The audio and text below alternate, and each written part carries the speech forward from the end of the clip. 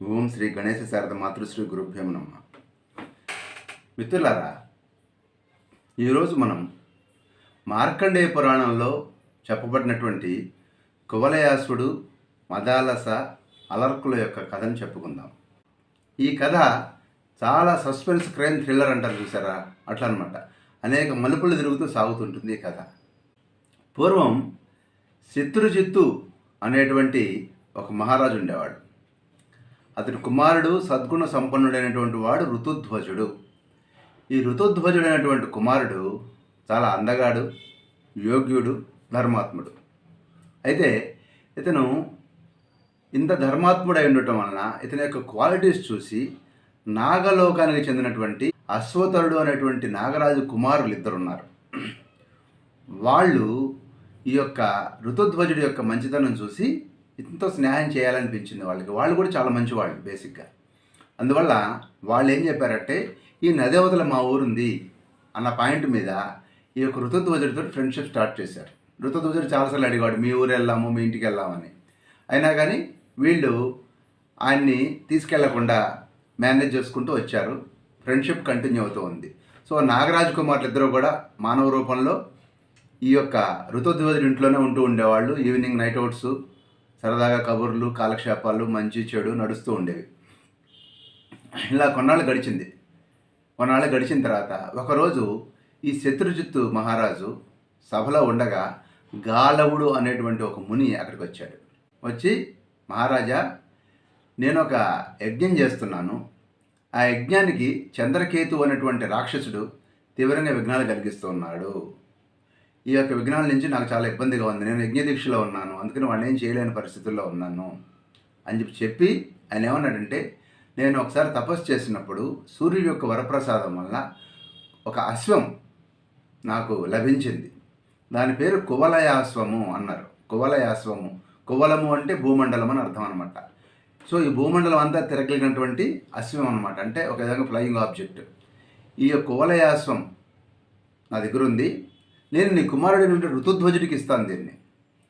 దాని సహాయంతో అతడు నా యొక్క యజ్ఞాన్ని రక్షించాలి, ఆ రాక్షసుల బారి నుంచి నా యొక్క యజ్ఞాన్ని రక్షించాలి అని చెప్పని అతను ప్రార్థించాడు. అప్పుడు ఆ ఋతుధ్వజుడు ఆ కువలయాశ్వాన్ని స్వీకరించాడు. ఆ విధంగా ఋతుధ్వజుడు కాస్త కువలయాశ్వుడు అనేటువంటి పేరుతోటి ప్రసిద్ధి పొందాడు. ఈ విధంగా ఇక్కడి నుంచి మనం ఈ క్యారెక్టర్ని కువలయాశ్వుడు అని చెప్పుకుందాం. ఈ కువలయాశ్వుడు అశ్వం మీద కూర్చొని ఆ యొక్క గాలవ మహర్షి యొక్క యజ్ఞం ప్రాంతంలోకి వచ్చాడు.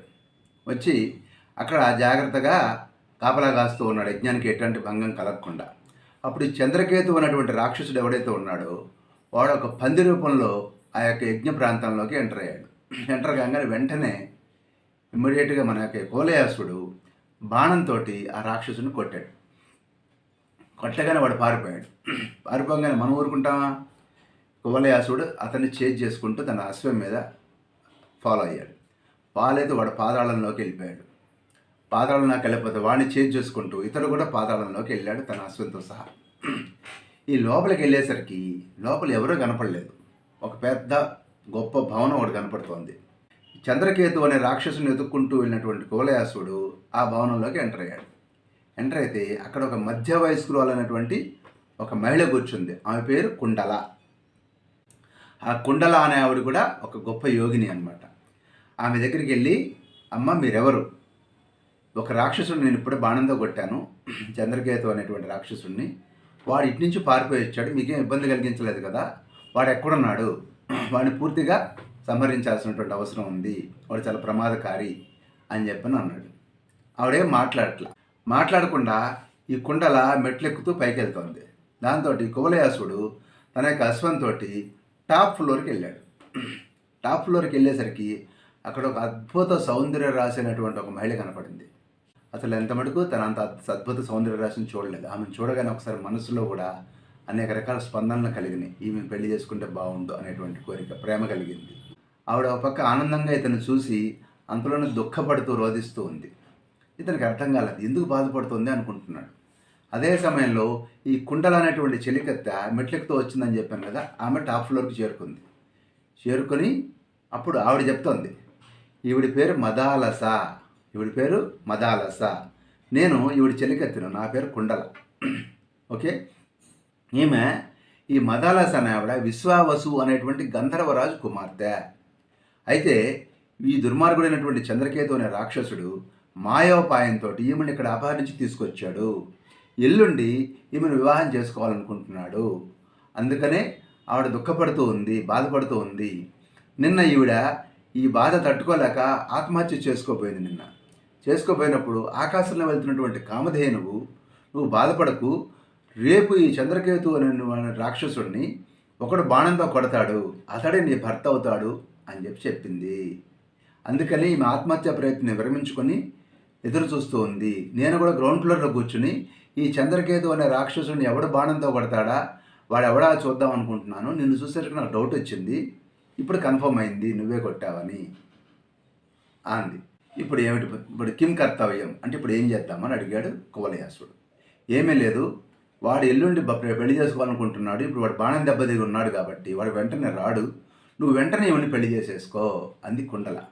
అనగానే అప్పుడు కువలయాసుడు అన్నాడు, వివాహం చేసుకోవడం బాగానే ఉంది, కానీ నా తండ్రి అనుమతి కానీ మా పురోహితుడి అనుమతి కానీ లేకుండా స్ట్రైట్ అవే నేను చెప్పకుండా పెళ్ళి ఎట్లా చేసుకుంటాను అన్నాడు. అనగానే అవునా, ఓకే, అయితే ఇప్పుడు నీ వివాహానికి అడ్డం మీ తండ్రి కానీ గురువు కానీ ఎవరైనా అప్రూవల్ ఇవ్వాలి అంతే కదా అంది. అంతేనమ్మా అన్నాడు.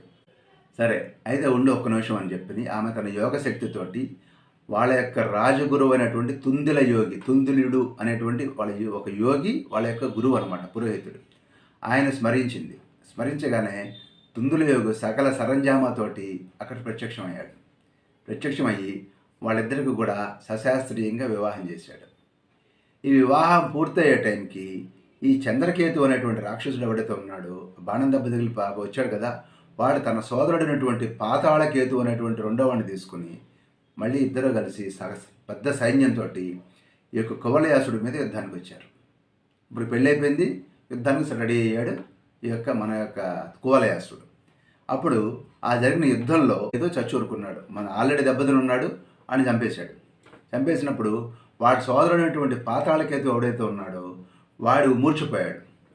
మన రాజధర్మం ఏంటంటే మూర్చిపోయిన వాడిని కానీ, మద్యం సేవించిన వాడిని కానీ, శరణం కోరిన వాడిని కానీ, వెన్ను చూపించిన వాడిని కానీ, లేదా ఇంకేదైనా సమస్యలు ఉన్నవాడిని కానీ తొందరపడి సంహరించేవాళ్ళు కాదు, వాడికి ప్రాణభిక్ష పెట్టేవాడు. అదే తర్వాత కొంప ముంచేది కూడా. ఈ విధంగా ఈ పాతాళకేతువుకి ప్రాణభిక్ష పెట్టి వదిలేసేసి ఈ యొక్క మదాలసని తీసుకొని తన యొక్క కువలయాశ్వం మీద బయలుదేరి తన నగరానికి వచ్చేసాడు. అప్పుడు ఈ శత్రుజిత్తు తన కుమారుడు ఏమైపోయాడని భయపడుతూ ఎదురు చూస్తూ ఉన్నాడనమాట. చక్కని కోడలతోటి కుమారుడు అక్కడికి రావడంతో ఈ యొక్క శత్రుజిత్తు చాలా సంతోషపడ్డాడు. ఈ విధంగా వాళ్ళు ప్రశాంతంగా తిరిగి రాజ్యానికి వచ్చారు, వివాహం చేస్తున్నారు, హ్యాపీగా ఉన్నారు. అప్పుడు తండ్రి అయినటువంటి శత్రుజిత్తు కువలయాసుడికి ఒక పోర్ట్ఫోలియో ఇచ్చాడు, మినిస్ట్రీ ఇచ్చాడు. ముందు రాజు కావాల్సినటువంటి వాడు కాబట్టి ఈ కుమారుడికి ట్రైనింగ్ కింద ఒక పోర్ట్ఫోలియో ఇచ్చాడు. ఏంటంటే ఋష్యాశ్రమాల పర్యవేక్షణ.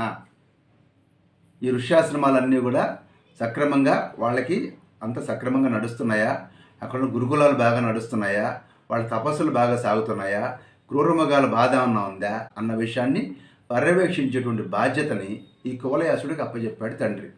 ఆ విధంగా ఈ కుమారుడు కంటిన్యూస్గా తన యొక్క కార్యక్రమంలో నిమగ్నమై చాలా బాగా చేస్తున్నాడు. అందులో తన దగ్గర అశ్వం కూడా ఉంది కదా, ఎక్కడికంటే అక్కడికి వెళ్ళగలిగినటువంటి అశ్వం. సో ఆ కువలయాసుడు ఆ అశ్వం మీద చక్కగా ఋష్యాశ్రమాలన్నీ పర్యవేక్షిస్తూ ఉన్నాడు. ఒక రోజున ఈ కువలయాసుడు అడవిలోకి వెళ్ళి అనేక ఋష్యాశ్రమాల దగ్గర తిరుగుతూ ఉన్నప్పుడు ఒక అద్భుతమైనటువంటి ఋష్యాశ్రమం కనపడింది. అతను ఆశ్చర్యంగా, ఇంత చక్కని ఆశ్రమం చుట్టుపక్కల నేను చూడలేదనుకుంటూ ఆశ్రమంలోకి వెళ్ళాడు. అక్కడ ఒక ఋషి కూర్చుని ఉన్నాడు. ఆ ఋషి కూర్చుని ఉండి దీనవస్థలో కనపడ్డాడు. అప్పుడు కువలయాసుడు అన్నాడు, ఓ మహర్షి, మీరు ఎందుకు బాధపడుతున్నట్టున్నారు, ఏం జరిగింది అన్నాడు. ఏం లేదు, నేను ఒక అద్భుతమైనటువంటి ఒక యాగం చేయాలనుకుంటున్నాను, దానికి చాలా ఖర్చు అవుతుంది, అందుకని ఏం చేయాలని దిగులు పడుతూ ఉన్నాను అన్నాడు. దిగులు పడుతూ ఉన్నానంటే దానికి దిగులు పట్టడం ఏంటి, నేను రాజ్యానికి యువరాజుని, నేను చెప్తున్నాను మీకు, మీరు ఎంత ఖర్చైనా పర్లేదు, మీరు యాగం అద్భుతంగా చేసుకోండి, ఖర్చు నాకు వదిలేసేయండి, నేను డబ్బు పంపిస్తాను అన్నాడు. పంపిస్తానంటే అంత సమయం లేదు రాజా, సమయం లేదు, నేను త్వరగా యాగం పూర్తి చేయాలనుకుంటున్నాను. ఓ పని చెయ్యి, నీ మెడలో ఉన్న రత్నహారం ఉంది కదా, ఆ రత్నహారం నాకు ఇచ్చేయి, దీని సహాయంతో నేను మేనేజ్ చేస్తాను యజ్ఞాన్ని, యాగాన్ని కూడాను. మళ్ళీ నువ్వు రాజ్యానికి వెళ్ళి డబ్బు పంపించేటటువంటి టైం నాకు లేదు అన్నాడు ఆ యొక్క ముని. అన్నప్పుడు నిజానికి ఈ రత్నాల హారం మదాలస ఇచ్చింది ఎవరికి? కువలయాసుడికి. అందుకని కొంచెం వెనక ముందు ఆలోచించాడు కువలయాసుడు. కానీ ఒక క్షణం పాటు ఆలోచించి ఋషి యొక్క యజ్ఞం కంటే కూడా ఏది విలువైంది కాదన్న భావంతో తన రత్నాహారాన్ని తీసి ఆ ఋషి చేతికి ఇచ్చాడు. ఋషి చేతికి ఇచ్చినప్పుడు ఋషి చాలా సంతోషించి ఆయనకి చక్కగా రిఫ్రెష్మెంట్స్ ఇచ్చి ఈ యొక్క కువలయాసుడికి, ఈ మహర్షి నేను ఇప్పుడే వస్తాను సంధ్యావందనం చేసుకుని అని వెళ్ళాడు. వెళ్ళి నదిలోకి వెళ్ళి నదిలో మునిగి తిన్నగా శత్రుజిత్తు మహారాజు యొక్క రాజ్యంలో ప్రత్యక్షమయ్యాడు. వీడెవరో కాదు, ఆల్రెడీ కువలయాసుడి చేతిలో దెబ్బతిన్నటువంటి పాతాళకేతువున రాక్షసుడు అనమాట. ఆ విషయం అతనికి పాపం తెలియదు కదా. సరే, ఆ రాక్షసుడు ఋషివేషంలో శత్రుజిత్తు యొక్క సభామందిరంలో ప్రత్యక్షమై దయచేసి మీరు మదాలసను కూడా ఇక్కడికి పిలిపించండి, ఒక ముఖ్యమైన విషయం చెప్పాలి అన్నాడు. అనగానే మదాలసను కూడా సభకు పిలవడం జరిగింది. పిలిచిన తర్వాత అప్పుడు అందరి సమక్షంలో ఈ యొక్క ఋషివేషంలో ఉన్నటువంటి రాక్షసుడు ఏం చెప్పాడంటే, స్వామి, మీ యొక్క కువలయాసుడు గతంలో చంద్రకేతు అనే రాక్షసుడిని, అదేవిధంగా పాతాళకేతు అనే రాక్షసుడిని ఇద్దరిని కూడా బాణాలతో కొట్టినప్పుడు చంద్రకేతు చనిపోయినాడు, కానీ పాతాళకేతు అనేవాడు తప్పించుకున్నాడు. వాడు మీ యొక్క కువలయాసుడిని చంపేశాడు. చనిపోతూ ఉన్నటువంటి మీ కువలయాసుడు ఈ రత్నహారం నా చేతికిచ్చి నా యొక్క భార్య అయినటువంటి మదాలస చేతికి ఇవ్వండి అని చెప్పి మదాలస అని చెప్పి స్మరిస్తూ ప్రాణాలు వదిలిపెట్టేశాడు నా చేతుల్లోనే అని చెప్పాడు ఈ యొక్క ఋషి వేషంలో ఉన్న పాతాళకేతువు. చెప్పగానే శత్రుజిత్తు ఒక్కసారిగా దిగ్భ్రాంతి చెంది తన కోడలైన మదాలస దగ్గరికి వెళ్ళాడు. మదాలస సింహాసనంలో ఇలాగే కూర్చునుంది, అలాగే ప్రాణం పోయింది. తన భర్త మరణ వార్త వినగానే ఆమె యొక్క ప్రాణం పోయింది. ప్రాణం పోగానే శత్రుజిత్తు ఒక్కసారి ఆమెను కదిపి చూసేసరికి ఆమె పడిపోయింది. విపరీతమైన దుఃఖం. అటు కుమారుడు చనిపోయాడు, అతని శరీరం కూడా దొరకలేదు, ఇక్కడ కోడలు చనిపోయింది. రాజ్యం అంతా కూడా అంధకార బంధనం అయిపోయింది. అందరూ కూడా దుఃఖంలో మునిగిపోయారు. ఆ తర్వాత మదాలసకి అంత్యక్రియలు కూడా పూర్తి చేయడం జరిగింది. చేసిన తర్వాత మర్నాడు ఉదయానికి కువలయాసుడు తిరిగి తన యొక్క అశ్వం మీద రాజధానికి వచ్చాడు. ప్రజలందరూ ఆశ్చర్యపోయారు, ఎందుకంటే చనిపోయాడు అనుకున్నటువంటి యువరాజు తిరిగి బతికొచ్చాడు. వాళ్ళు అలాగే ఆశ్చర్యంగా చూస్తూ ఉన్న సందర్భంలో ఈ కువలయాసుడికి అర్థం కావట్లేదు. ఎందుకంటే కువలయాసుడు ఋషాశ్రమాల పర్యవేక్షణకి బయటికి వెళ్ళాడు, వచ్చాడు. అక్కడ ఏం జరిగిందనేది ఇక్కడ ఎవరో తెలియాల్సిన అవసరం లేదు. వీళ్ళందరూ ఏంటి, కాసేపు నన్ను చూసి సంతోషపడుతున్నారు, అంతలోనే కళ్ళనీళ్ళు పెట్టుకుంటున్నారు. వాళ్ళ బాధ ఏంటంటే యువరాజు తిరిగి బతికొచ్చాడు అనేటువంటి ఆనందము, అదే టైంకి మదాలస చనిపోయింది అనేటువంటి దుఃఖము. ఈ రెండు కూడా వాళ్ళ యొక్క ఎక్స్ప్రెషన్స్లో ఉన్నాయి. ఈయనకి అది అర్థం కావట్లేదు కువలయాసుడికి. తిన్నగా తండ్రి దగ్గరికి వచ్చాడు. తండ్రి దగ్గరికి వచ్చి తండ్రి ఏమైందని అడిగితే తండ్రి విషయం చెప్పాడు. చెప్పేసరికి తీవ్రమైనటువంటి డిప్రెషన్లోకి వెళ్ళిపోయాడు కువలయాసుడు. ఆ డిప్రెషన్ నుంచి ఎంతసేపటికి బయటకు రాలేని పరిస్థితి. రోజులు గడుస్తూ ఉన్నాయి.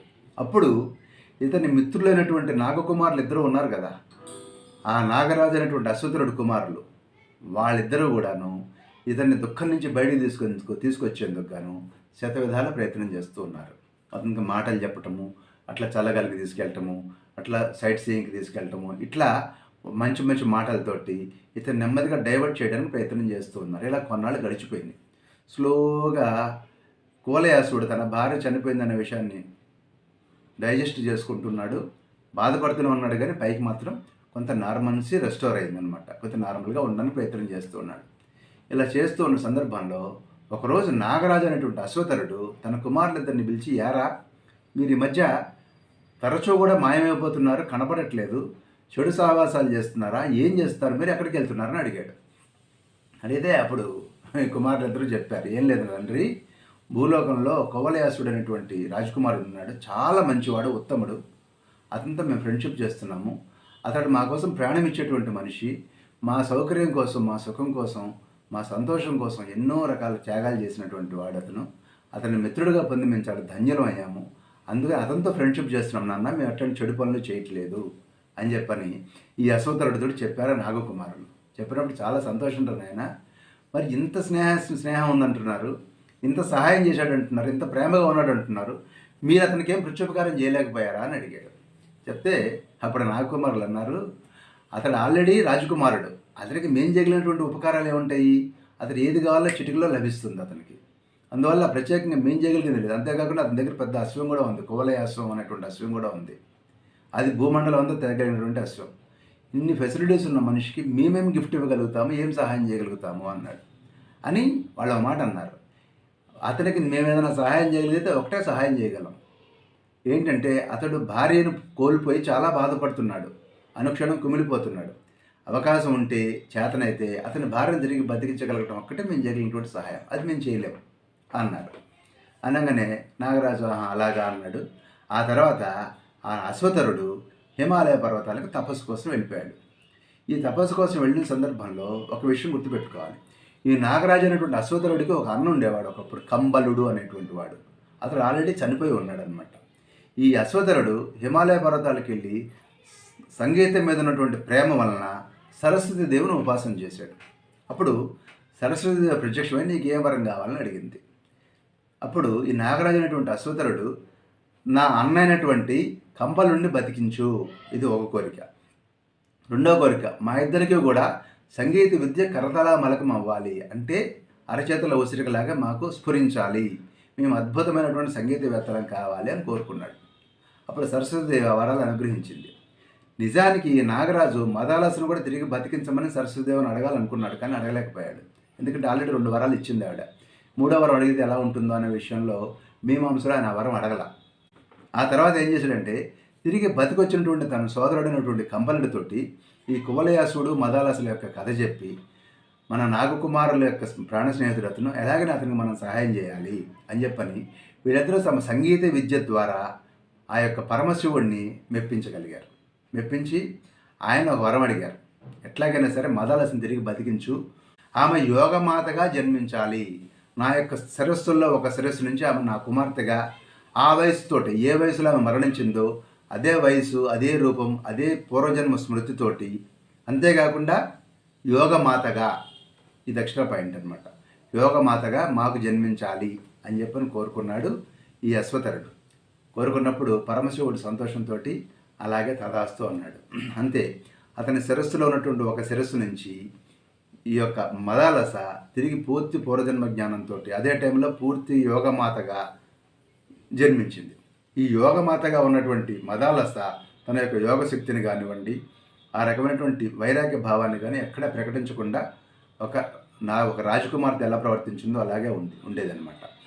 ఈ విధంగా జరిగిన తర్వాత అప్పుడు ఈ అశ్వతరుడు వెనక్కి వచ్చి ఈ యొక్క మదాలసని తన కుమారులకు చూపించాడు. చూపించినప్పుడు కుమారులు చాలా ఆనందంతో సంతోషపడి ఉప్పు తప్పిపోయిపోయారు. ఇన్నాళ్ళు తాము సోదరిగా చూసుకున్న మదాలస ఇప్పుడు తనకు సోదరిగానే జన్మించింది. తన తండ్రి యొక్క ఒక శిరస్సు నుంచి జన్మించింది, అంటే తన సోదరే కదా. తన సోదరిగా ఆమె జన్మించినందుకు, అదే టైంలో తన మిత్రుడు రుణం తీర్చుకోగలిగినందుకు విపరీతమైన ఆనందపడ్డారు ఆ ఇద్దరు సోదరులు. సరే ఏం చేద్దాం ఇప్పుడు అన్నారు. అంటే అశ్వతరుడు అన్నాడు, వెళ్ళి ఈమెని మీ యొక్క మిత్రుడైనటువంటి కువలయాసుడికి అప్పచెప్పండి, ఈమెని చక్కగా సంతోషపడతాడు అన్నాడు. అమ్మమ్మమ్మ, అది చాలా ప్రమాదం నాన్న, సడన్గా ఈమె బతికొచ్చిందని తెలిస్తే అతను ఏమైపోతాడు అని చెప్పని వీళ్ళు ఇది కాదు విధానం అనుకున్నారు. సరే అయితే ఓ పని చేయండి, మీరు వెళ్ళి కువలయాసుడిని మన లోకానికి నిజం చెప్పి ఆహ్వానించి తీసుకురండి, మీరు నాకు కుమారులు అని చెప్పి అతన్ని ఇక్కడికి తీసుకురండి, నెమ్మదిగా ఈమెను ఇంట్రడ్యూస్ చేద్దాము కువలయాసుడికి అన్నాడు అశ్వతరుడు. అనగానే ఆ ప్రకారంగా వీళ్ళిద్దరూ భూలోకానికి వచ్చి మిత్రుడిని కలిశారు. మిత్రుడిని కలిస్తే మిత్రుడు అన్నాడు, అండ్ మిత్రుడు అంటే మన కువలయాసుడు అనమాట. ఈ కువలయాసుడు అన్నాడు, ఇన్నాళ్ళు ఏమైపోయారు మీరు, మీకోసం వెతుకుతున్నాను నేను, అసలు కనపడకుండా పోయారా అన్నాడు. మా ఇంటికి రావాలి అని అడిగారు వీళ్ళు. వీళ్ళ ఇద్దరితో పాటు ఈ నాగకుమారుడు ఇద్దరితో పాటు కువలయాసుడు పడవెక్కి కూర్చున్నాడు. కూర్చోగానే నీకు సర్ప్రైజ్ ఉంది అని చెప్పని అతని కళ్ళకి గంతలు కట్టారు. గంతలు కట్టి మరుక్షణంలో పాతాళ లోకానికి తీసుకెళ్లారు. పాతాళ లోకంలో కళ్ళు తెరిచినటువంటి కువలయాసుడికి అంత ఆశ్చర్యంగా కనపడుతుంది. ఇదంతా ఏంటి, నేను ఎక్కడున్నాను అన్నాడు. అంటే ఇది పాతాళ లోకము, మేము నాగకుమారులము, ఇదిగో మా తండ్రి గారు అయినటువంటి అశ్వతరుడు, ఈయన మా నాగరాజు గారు అని చెప్పని పరిచయం చేశారు. కువలయాసుడు ఆశ్చర్యపోయి వాళ్ళేవాళ్ళు మొత్తానికి పెద్ద రహస్యం దాచిపెట్టాను నా దగ్గర నుంచి అన్నాడు, కానీ సీరియస్గా తీసుకోవాలి దాన్ని. అప్పుడు నాగరాజు అయినటువంటి అశ్వతరుడు అతన్ని చక్కగా ఆశీర్వదించి, నాయన నీలాంటి స్నేహితుడు మా కుమారులకు దొరకడం చాలా అదృష్టము, ఈ సంతోషంతో నీకేదైనా ఒక వరం ఇవ్వాలనుకుంటున్నాను, ఏం వరం కావాలో కోరుకో అన్నాడు. అనగానే కువలయాసుడు ఏం మాట్లాడుకుని తలకాయించుకుని కూర్చున్నాడు. అప్పుడు ఆ ఫ్రెండ్స్ ఉన్నటువంటి ఇద్దరు నాగకుమారులు ముసిముసిగా నవ్వుతూ, నాన్న నువ్వు గనక కువలయాసుడిని సంతోషపెట్టగాలి అనుకుంటే కనుక కువలయాసుడిని సంతోషపెట్టాలి అని అనుకుంటే కనుక ఒకే ఒకటి చెయ్యి, మదాలసను తిరిగి బతికించు అన్నారు. అనగానే ఒక్కసారి కువలయాసుడు షాకే తలకాయ పైకెత్తాడు. పైకెత్తగానే అప్పుడు అశ్వత్థుడు అన్నాడు, నేను ఆమెను చూపించగలను, బతికించలేను కానీ చూపించగలను అన్నాడు. అనగానే సరే చూపించిన పర్లేదు స్వామి అన్నాడు కువలయాసుడు ఎమోషన్లో. ఎందుకంటే తన భార్య నెల తర్వాత మళ్ళీ ఒకసారి చూడగలుగుతానన్నటువంటి ఆనందంతో, అది మాయైనా పర్లేదు, నాకు ఒకసారి నా భార్యను నా కళ్ళతో చూడనివ్వండి అని అడిగాడు. ఆర్టిఫిషియల్ ఇంటెలిజెన్స్ అనమాట. అనగానే వెంటనే అశ్వత్థుడు పక్క గదిలో ఆల్రెడీ మదాలసను రెడీగా నిలబెట్టారు, చక్కగా అలంకరించి. ఆమెకు ముందే ఏం చెప్పాడంటే అశ్వత్థుడు, తొందరపడి కళ్ళలో నీళ్లు పెట్టుకోకమ్మా, ఆమె చాలా ఎమోషనల్గా ఉంది లోపల పక్క గదిలో. ఆమె కూడా తన భర్తని చూస్తున్నటువంటి ఆనందంలో ఉంది కదా, ఎన్నాళ్ళ తర్వాత చనిపోయాడనుకున్న భర్త బతికున్నాడు ఈ రోజున. అందుకని ఆమె కూడా కొంచెం లిటిల్ ఎమోషన్గా ఉంది. ఆమెని కంట్రోల్లో పెట్టి అశ్వత్థుడు, తొందరపడి నువ్వు ఎమోషన్ చూపించకమ్మా, నువ్వు బొమ్మవి అని మాత్రమే చెప్పాను, కాబట్టి నువ్వు తొందరపడి గబక్కని బయటపడకు అని చెప్పి ఆ యొక్క మదాలసని బయటికి తీసుకొచ్చారు. తీసుకురాగానే కువలయాసుడు షాక్. అలాగే ఆమెను చూస్తూ ఉండిపోయాడు. కళ్ళమట్టి నీళ్ళు విపరీతంగా కారిపోతూ ఉన్నాయి. కారిపోతూ ఉంటే గబగబ దగ్గరికి వెళ్ళాడు మదాలస దగ్గరికి. మదాలస దగ్గరికి వెళ్ళాక ఆమెను ముట్టుకుంటుకొని వీల్లేదు, ముట్టుకుంటే మాయమైపోతుంది అన్నాడు అశ్వత్థుడు. వీళ్ళందరూ ఒక రకంగా ఎంజాయ్ చేస్తున్నారు, జరగబోయేటువంటి ఆనందకరమైనటువంటి సన్నివేశం కోసం సిద్ధంగా ఉన్నారు. రెండు జరుగుతున్నాయి. అమాయకంగా ఉన్నది కువలయాసుడు ఒక్కడే. కువలయాసుడు దగ్గరికి వెళ్ళి ఆ మదాలస దగ్గరికి వెళ్ళి ఒకసారి ఆమె చేతి యొక్క గోళ్ళ చివర గాల్లోనే ఇలా ముద్దు పెట్టుకున్నాడు. ముద్దు పెట్టుకొని వెనక్కి తిరిగి చూసి ఒక్కసారి తాకొచ్చా అని అడిగాడు అశ్వత్థుడిని. అంటే ఈ ఎమోషన్ ఆపుకోలేకపోతున్నాడు అనమాట. అప్పుడు నెమ్మదిగా తాకొచ్చు అన్నారు. కువలయాసుడు ఆమెని స్పర్శించాడు, ఆమెను పట్టుకున్నాడు.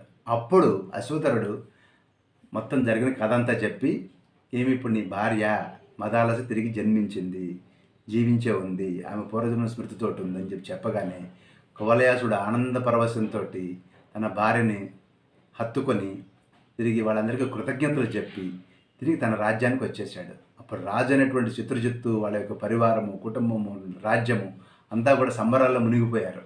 చాలా ఆనందంగా ఉన్నారు. చిత్రజిత్తు తపస్సుకు వెళ్ళి చనిపోవడంతో కువలయాసుడు తన రాజ్యపాలన ప్రారంభించాడు. ఈసారి కువలయాసుడు రాజ్యం పరిపాలించేటప్పుడు మదాలస మునుపటి మదాలస కాదు, మరింత మెచ్యూర్డ్ యోగమాత కూడా అద్భుతమైనటువంటి ప్రజ్ఞతోటి పుట్టింది ఈసారి. అందుకనే రాజ్య వ్యవహారాల్లో కానీ ఏదైనా కానీ ఇట్టే పరిష్కారం చేసేది. ఏదైనా సమస్య వచ్చిందంటే చిటికలో పరిష్కారం అయిపోయేది. దాంతో నిదానంగా ఈ కువలయాసుడు మదాలసని రాజ్య వ్యవహారాల్లో ఇన్వాల్వ్ చేయడం ప్రారంభించాడు. ఈ విధంగా ఆమె అద్భుతమైనటువంటి సలహాలతో రాజ్యం నడుస్తున్న సందర్భంలో మొదటిగా అతనికి ఒక కుమారుడు పుట్టాడు. నామకరణ సభలో అందరూ కూర్చుని ఉండగా పురోహితుడు అడిగాడు, ఏమండి అబ్బాయి పేరు ఏంటి అన్నాడు. అనగానే రాజుగారు వెనక ముందు ఆలోచించకుండా విక్రాంతుడు అన్నాడు. ఆవిడ పళ్ళని నవ్వింది. ఎవరు? మదాలస. రాజుగారికి ఆశ్చర్యం వేసింది. ఎందుకంటే నవ్వుతున్నావు, ఏం పని లేదా అన్నట్టుగా చూశాడు. చూసి ఉత్తిన నవ్వదు. మదాలస అంతమంది సభా మధ్యలో సభా మర్యాద లేకుండా నవ్విందంటే ఏదో కారణం ఉంటుంది, అర్థం కాల. అలాగే చూసి తేరిపారా. సరే, కార్యక్రమం పూర్తయింది. విక్రాంతుడు ఈ యొక్క మదాలస ఆ విక్రాంతుడిని ఉయ్యాల్లో వేసి ఏదిరా క్రాంతి, ఏదిరా భ్రాంతి అంటూ ఒక లయబద్ధంగా అద్భుతమైనటువంటి పాట పాడుతూ వాడిని ఉయ్యాలోపుతోంది. ఏదిరా క్రాంతి, ఎందుకు ఏదిరా భ్రాంతి అంటే క్రాంతి అనేది ఎక్కడుంది, చివరికి అంతా నశించిపోయేది అని వైరాగ్యం బోధిస్తోంది. ఆమె పాట అద్భుతంగా ఉండేది. అందరూ పాట విని మైమర్చిపోయేవాళ్ళు. కానీ అందులో ఉన్న సాహిత్యం చూస్తే మొత్తం వైరాగ్యం నింపబడి ఉండేది. ఆ విధంగా ఆ వైరాగ్యంతో నింపబడినటువంటి ఆ పాటలు విని విని విని ఈ విక్రాంతుడు 12 సంవత్సరాలు వచ్చేసరికి ఈ యొక్క జ్ఞాన మార్గంలో వెళ్ళిపోయి తపస్సుకి వెళ్ళిపోయాడు. మన భీష్ముడు గంగాదేవి కథ గుర్తొస్తుందనమాట. ఒక్కొక్కరిని నదిలో వదిలిపెట్టినట్టుగా ఈ ఒక్కొక్కరిని కూడా వైరాగ్యంలో వదిలిపెట్టేస్తుంది. వైరాగ్య గంగలో ముంచేస్తుంది. వీళ్ళు వైరాగ్యంతో ఈ కుర్రవాడు వెళ్ళిపోయాడు. వెళ్ళిపోగానే మళ్ళీ కుమారుడు పుట్టాడు. ఈసారి సుబాహుడు అని పేరు పెట్టాడు. మళ్ళీ పెళ్ళి నవ్వింది. ప్రసారణ అవుతుంది ఏంటో నాయన అనుకున్నాడు కువలయాసుడు. కానీ ఆమెను అడిగేవాడు కదా, ఎందుకంటే ఆమె మీద ఒకప్పుడు ప్రేమ కంటే ఇప్పుడు గౌరవం, భక్తి కూడా పెరిగినాయి. ఎందుకంటే ఆమె వ్యవహార దక్షత అంత గొప్పగా ఉంటుంది. అందువల్ల ఆమెను అనలేకపోతున్నాడు. ఈ యొక్క స్వభావాన్ని కూడా ఏవిరా బాహువులు ఇవి ఉంటాయా శాశ్వతంగా అంటూ ఒక పాట పాడుతోంది మళ్ళీ ఉయ్యల్లో ఉడకబెట్టి. ఈ విధంగా సుబాహుడు కూడా తపస్సుకి వెళ్ళిపోయాడు. కొన్నాళ్ళైంది. ఈసారి మూడోవాడు పుట్టాడు. పుట్టినప్పుడు ఈ రాజుగారు మళ్ళీ అన్నాడు, శత్రుమర్దనుడు అన్నాడు. శత్రువుల్ని మర్దించేవాడు. మళ్ళీ ఇప్పుడు పాట పడుతోంది. ఎవడు శత్రువు ఎవడి మిత్రువు, ఈ యొక్క కామక్రోధ లోపమోహ మదమాత్సర్యాలే శత్రువులు, వేరే ఏవి శత్రువులు మనిషికి, బయట శత్రువు ఎక్కడున్నాడు, అంత లోపలే ఉన్నాయి శత్రువులు అని పాట పడుతోంది. మళ్ళీ ఈ కుర్రవాడికి కూడా వైరాగ్యం బోధిస్తూ ఉంది. ఈ విధంగా వాడు కూడా సంజసించి తపస్సుకు వెళ్ళిపోయాడు. ఇక మళ్ళీ 4వ కుమారుడు పుట్టాడు. పుట్టేసరికి ఈసారి నామకరణ మహోత్సవం జరుగుతుంది. పురోహితుడు కూడా క్యూరియస్గా చూస్తున్నాడు, ఈసారి ఈయనేం పేరు పెడతాడో ఆవిడ ఎలా అవుతుందో చూడాలని. అందరూ కూడా ఉత్సుకతతో ఉన్నారు. అప్పుడు రాజుగారు ఒక క్షణం ఆలోచించాడు, ప్రతిసారి నేను పేరు పెట్టినప్పుడు ఇవి నవ్వుతుంది కదా, ఈసారి ఈవిడేం పేరు పెడుతుందో చూద్దామని మదాలస అన్నాడు. స్వామి అంది. పిల్లాడికి ఈసారి పేరు నువ్వు పెట్టినాడు. నేను పెట్టడం ఏంటండి, మీరు పెడుతున్నారుగా, ప్రతిసారి పెట్టండి అంది. ప్రతిసారి నేను పేరు పెట్టినప్పుడల్లా నువ్వు నవ్వుతున్నావు, నాకు అర్థమే చావట్లేదు, సరే ఈసారి నువ్వే పెట్టు అన్నాడు. ఏమండి పేరు ఎందుకు పెడతారండి ఎవరికైనా అంది. ఎందుకేంటి అన్నాడు. పేరు పెట్టేది పిలుచుకోవడానికే కదా, నీకు ఒక ఐడెంటిటీ కావాలి. ఓకే, మనం నెంబర్లు కూడా పెట్టుకోవచ్చు పేర్లుగా కదా. ఆవిడంది పిలుచుకోవడానికే కదా పేరు, ఏ పేరైతే ఏముంది, అలర్కుడు అంది. రాజుగారు గుండె ఆగిపోయింది, షాక్లో ఉన్నాడు. అలర్కుడు అంటే పిచ్చి కుక్క, అలర్క అంటే పిచ్చి కుక్క అని అర్థం. అర్కము అంటే కుక్క, అలర్కుడు అంటే పిచ్చి కుక్క. అదేంటి ఈ పేరు పెట్టింది అనుకుంటున్నాడు. ఇలా పురోహితుడు రెడీగా ఉన్నాడు కదా, వెంటనే అలర్క నామదేశ అని చెప్పేసి మంత్రం చదివేశాడు. పిల్లవాడి పేరు అలర్కుడు అయిపోయింది. రాజుగారి గుండెల్లో రాయబడింది. ఇదేంటో నాయన పిలిచేటప్పుడు ఎలా పిలవాలి, అలర్క అంటే ఒరే పిచ్చి కుక్క ఇట్లా రా అని పిలవాలి వీడిని, అది బుజ్జి చంటి కన్నా చిన్న అని పిలవాలి. ఇంకా సరే రాజుగారు ఒకసారి షాక్లో ఉన్నాడు, ఈ విచిత్రంగా ప్రవర్తిస్తుంది ఏంటా అనుకున్నాడు. సరే అలర్కుడిని కూడా మళ్ళీ ఉయ్యాలో పడుకోబెట్టి ఆవిడ పాట పాడుతోంది. పిచ్చి పిచ్చి పిచ్చి రకరకాల పిచ్చి, ఏ పిచ్చి లేదనుకుంటే అది అచ్చమైన పిచ్చి అని పాడుతోంది ఈవిడ భానుమతి గారి గొంతుతోటి.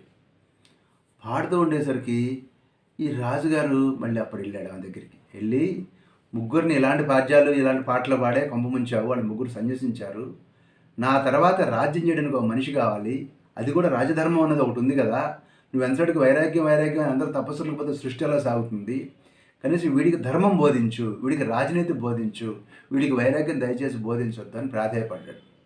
అప్పుడు ఆవిడంది, తప్పకుండానండి, మీరు ఎలా చెప్తే అలాగే చేస్తాను అని అక్కడి నుంచి వాడికి ధర్మపన్నాలు, ధర్మము, రాజధర్మము, రాజనీతి, అలాగే విద్యలు ఇవన్నీ కూడా నేర్పడం మొదలెట్టింది. వాడు ఒక వయసు వచ్చేసరికి అద్భుత పరాక్రమవంతుడిగాను ధర్మబుద్ధి కలిగినటువంటి వాడిగా తయారయ్యాడు అలర్కుడు. ఆ అలర్కుడు ఆ విధంగా యుక్త వయసుకు వచ్చి రాగానే వీళ్ళిద్దరూ కూడాను, ఎవరు మన యొక్క కువలయాసుడు మదాలస, ఇద్దరు కూడా తపస్సుకు వెళ్ళడానికి బయలుదేరినప్పుడు అప్పుడు కుమారుడైనటువంటి అలర్కుడు వెళ్ళి, అమ్మ మీరు నన్ను ఇట్లా అన్యాయంగా వదిలిపెట్టి మధ్యలో వెళ్తే ఎట్లాగంటే, లేదు ఈ యొక్క వృద్ధులైనటువంటి వాళ్ళు వానప్రస్థం స్వీకరించిన తర్వాత సన్యసించడం అనేది ధర్మం, లోక సహజం, నువ్వు నీ రాజ్యం చక్కగా పరిపాలించుకో అంది. అనగానే ధైర్యం సరిపోవట్లేదు అలర్కుడికి. లేదమ్మా, నువ్వు ఉంటే చక్కగా నా సలహాలు చెప్పేదానివి, ఎప్పటికప్పుడు ఏది మంచి ఏది చెడు చెప్పేదానివి, నువ్వు వెళ్ళిపోతే ఎలా అన్నాడు. అప్పుడు ఆవిడ ఒక ఉంగరం తీసి ఇచ్చింది అతనికి. ఈ ఉంగరం యొక్క ప్లేట్ ఇట్లా తీస్తే చిన్న పేపర్ పెట్టింది అందులో. నీవు ఇబ్బందికరమైనటువంటి పరిస్థితుల్లో సంకటంలో పడ్డప్పుడు ఈ పేపర్లో ఏముందో చదువు అని చెప్పని ఆ ఉంగరం ఈ కుమారుడు యొక్క వేలికి తొడిగి ఆ యొక్క మదాలస తన భర్త అనేటువంటి కువలయాసుడితో కలిసి అరణ్యాలకు వెళ్ళిపోయింది. దాంతో అలర్కుడు రాజు అయ్యాడు. ఈ రాజయ్యి పరిపాలన చేస్తూ ఉన్నాడు, ఫుల్ బిజీ అయిపోయాడు. రాజనీతి అంతా తెలుసు కదా, సో బ్రహ్మాండమైనటువంటి యాక్టివిటీస్, అనేక రకాలైనటువంటి కార్యక్రమాలను దిగ్విజయంగా నిర్వహిస్తున్నాడు సభలో కూర్చొని. రాజరికం అనేది రజోగుణంతో కూడినటువంటిది. మనిషి యొక్క రజోగుణం ప్రకోపిస్తుంది ఆ టైంలో. సత్వగుణం అనేది కంటే కూడా రజోగుణం ఉంటుంది ఎక్కువగా. ఆ విధంగా రజోగుణంతో కూడినటువంటి పరిపాలన సాగిస్తున్నటువంటి అలర్కుడి దగ్గరికి అతని సోదరుడైనటువంటి సుబాహుడు ఒకసారి ఈ విషయం కనిపెట్టాడు. ఆల్రెడీ తపస్సులో ఉన్నాడు కదా, ఆ సుబాహుడు కనిపెట్టి ఏం చేశాడు, పక్క రాజు అయినటువంటి కాశీరాజు దగ్గరికి ఒక రాజుగారి వేషంలో వెళ్ళాడు సుబాహుడు. ఎత్తి మీద కిరీటము, పెరిగిన కొంచెం గడ్డము, కొంచెం చివికిపోయినటువంటి బట్టలు వేసుకొని పక్క కాశీరాజు, ఆయన కూడా చాలా గొప్ప రాజు, ధర్మాత్ముడే. కానీ జనరల్గా బోర్డర్ అంటూ ఉన్నాక కొంచెం చిన్న గొడవలు ఉంటాయి కదా, దాన్ని దృష్టిలో పెట్టుకొని ఈ అలర్కుడికి ఆ కాశీరాజుకి చిన్న డిస్ప్యూట్స్ ఉన్నాయి, మేజర్ డిస్ప్యూట్స్ లేకపోయినప్పటికీ. ఆ కాశీరాజు దగ్గరికి సుబాహుడు అనేటువంటి వాడు, అంటే ఇతని యొక్క అన్నగారు, తపస్సుకి వెళ్ళిపోయిన అన్నగారు ఎవరైతే ఉన్నాడో అతను డైరెక్ట్గా అక్కడికి వెళ్ళి, నన్ను నా తమ్ముడు రాజ్యభ్రష్టుని చేశాడు, నాకు రాజ్యం ఇవ్వమంటే ఇవ్వట్లేదు, నువ్వు నాకు సహాయం చేయాలి, నీకు ధర్మం తెలుసు కదా, అన్న నేను ఉండగానే వాడట రాజ్యం చేస్తాడు అని చెప్పని అడిగాడు సుబాహుడు. అప్పుడు కాశీరాజు కూడా నీ యొక్క ఉద్దేశం న్యాయమైందే, నేను ఒకసారి కబురు పంపిస్తానని ఒక దూతను పంపించాడు. మీ అన్నగారైన సుబాహుడుకు నువ్వు వెంటనే రాజ్యం ఇవ్వాలి, లేదంటే యుద్ధానికి సిద్ధంగా ఉండు అని మెసేజ్ అనమాట. అలర్కుడు ఇట్లా చూశాడు, మా అన్నగారు ఏంటి, సుబాహుడు ఏంటి, రాజ్యం కోరటం ఏంటి, కాశీరాజు దగ్గర నుంచి ఇంటిమేషన్ ఏంటి అని అర్థం ఉందా, ఇదంతా ఫేక్ అని తీసి అవతల పడేసి మీ ఇష్టం వచ్చినట్టు చేసుకోండి పండు అన్నాడు ఆ వచ్చినటువంటి వార్తాహరుడికి. ఆ వార్తాహరుడు వెనక్కి వెళ్ళి కాశీరాజు దగ్గరికి వెళ్ళి మీ ఇష్టం వచ్చినట్టు చేసుకోండి అని చెప్పాడు అలర్కుడు అన్నాడు. అనగానే కాశీరాజు గారికి అహం దెబ్బతిని సంగతి తేల్చాల్సిందని యుద్ధం ప్రకటించాడు అలర్కుడి మీదకి. యుద్ధంలో పోరాడి ఓడిపోయినప్పుడు అతనికి ఏం చేయాలో తెలియలేదు. బయటికి వెళ్తే శత్రువులు బంధించడానికి సిద్ధంగా ఉన్నారు. అప్పుడు అంతఃపురంలో నిలబడి ఆలోచిస్తూ ఉండగా తన తల్లి ఇచ్చినటువంటి ఉంగరం గుర్తొచ్చింది. వెంటనే ఆ ఉంగరం యొక్క ప్లేట్ తీసి ఆ కింద ఉన్నటువంటి పేపర్ తీసి చదవటం మొదలెట్టాడు. అందులో 3 లైన్లు ఉన్నాయి. శాశ్వత దుఃఖాన్ని పోగొట్టి శాశ్వత సుఖాన్ని ఇచ్చేది మోక్ష ఇచ్ఛ. శాశ్వత సుఖాన్ని ఇచ్చేది మోక్ష ఇచ్ఛ. మోక్షం మీద ఉన్నటువంటి కోరికే శాశ్వతంగా సుఖాన్ని ఇస్తుంది. అయితే అది సత్సాంగత్యం వలన మాత్రమే సాధ్యమవుతుంది. అలాంటి మహాత్ములు ఎవరు? అది క్వశ్చన్ మార్క్, చివరిలో క్వశ్చన్ మార్క్ అని హింట్ ఇచ్చేసింది ఆ తల్లి. అది చూడగానే వెంటనే మనవాడికి గుర్తొచ్చింది, సహ్యాద్రి పర్వతం మీద దత్తాత్రేయ మహర్షి ఉన్నాడు. అంతకుముందు తల్లి చాలాసార్లు చెప్పింది, దత్తాత్రేయ మహర్షి తలుచుకోగానే స్మృతృగామి, తలుచుకోగానే సంతోషపడేటువంటి మహాయోగి.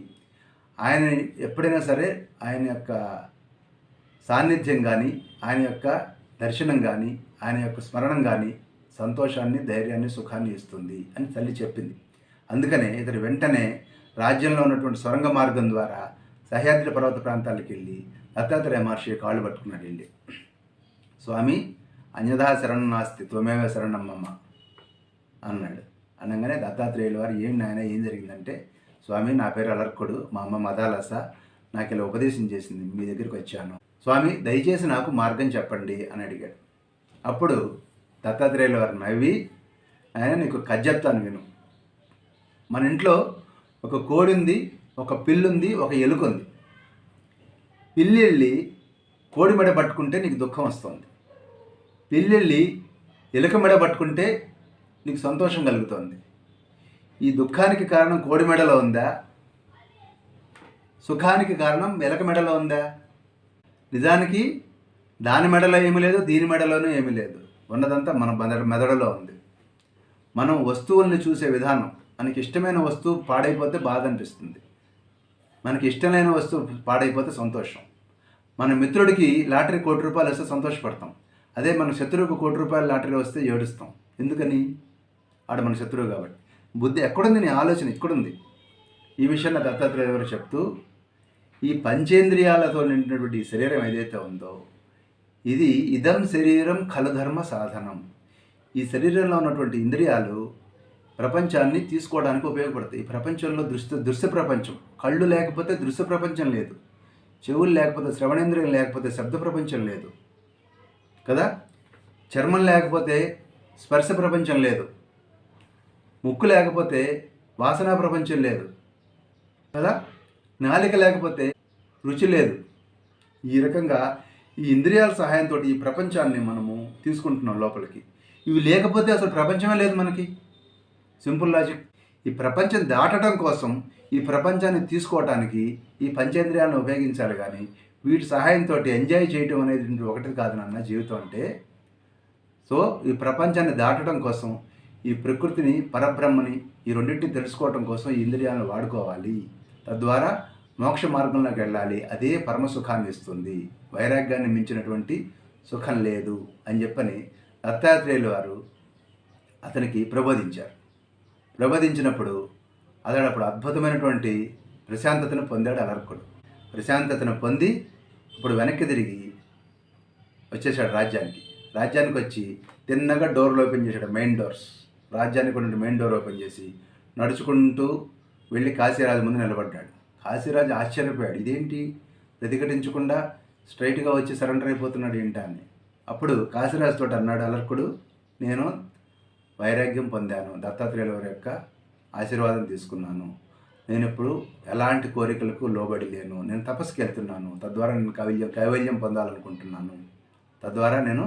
కైవల్యం పొందాలనుకుంటున్నాను. ఈ రాజ్యం కావాలంటే తీసుకో, నాకు ఇది అవసరం లేదు అన్నాడు. అనగానే వెంటనే పక్కడున్నటువంటి సుబాహుడు, ఇతను అన్న ఎవరైతే ఉన్నాడో ఆ అన్న అయినటువంటి సుబాహుడు వెంటనే తన కిరీటాన్ని పక్కన పడేసేసి కాశీరాజుకు దండం పెట్టి, స్వామి నేను వెళ్ళొస్తాను అన్నాడు. కాశీరాజు బెత్తరపోయాడు. ఈయన కోసం నేను ఎంత యుద్ధం చేస్తే ఈయనంటి కిరీటం పక్కన పడేసి వెళ్ళిపోతున్నాడు సుబాహుడు అనుకున్నాడు. అప్పుడు సుబాహుడు నవ్వి, ఏమీ లేదు రాజా, మా తమ్ముడు సంసార లంపటంలో, రాజ్యం లంపటంలో కూరుకుపోతున్నాడు, బురదలో అంతకంతకి కూరుకుపోతున్నాడు. ఇది ఫైనల్గా మోక్షాన్ని ఇచ్చేది కాదు, సంతోషాన్ని సుఖాన్ని ఇచ్చేది. ఇదంతా దుఃఖ కారణమే ఈ యొక్క ప్రపంచం అంతా కూడా. ఇతడు దీంట్లోంచి బయటపడలేకపోతున్నాడు. బయట పడేయాలనేటువంటి ఏకైక ఉద్దేశంతో నేను నిన్ను రెచ్చగొట్టాను, నీ ద్వారా యుద్ధం చేయించాను, నన్ను క్షమించు, కానీ అల్టిమేట్గా నా లక్ష్యం నెరవేరింది అన్నాడు సుబాహుడు. అప్పుడు కాశీరాజు అన్నాడు, నేనే నా తక్కువ తింది, నాకు ఈ రాజ్యం మీద ప్రేమ లేదు, నేను నీకోసం యుద్ధం చేశాను, నువ్వు వద్దన్న రాజ్యం నాకెందుకు, నాకు అక్కర్లేదని చెప్పనేసేసి కాశీరాజు తిరిగి తన సైన్యంతో వెనక్కి తిరిగి వెళ్ళిపోయినప్పుడు అప్పుడు అలర్కుడు తన యొక్క కుమారులకి రాజ్యాభిషేకం చేసేసి తను కూడా అన్నగారైన సుబాహుతోటి ప్రశాంతంగా తపస్సు చేసుకోవడానికి అరణ్యాలకు వెళ్ళిపోయాడు. ఈ విధంగా ఆ తర్వాత అలర్కుడు తపస్సు చేసి కైవల్యాన్ని పొందాడు. ఇది కువలయాశ్వ మదాలస అలర్కుల కథ. స్వస్తి.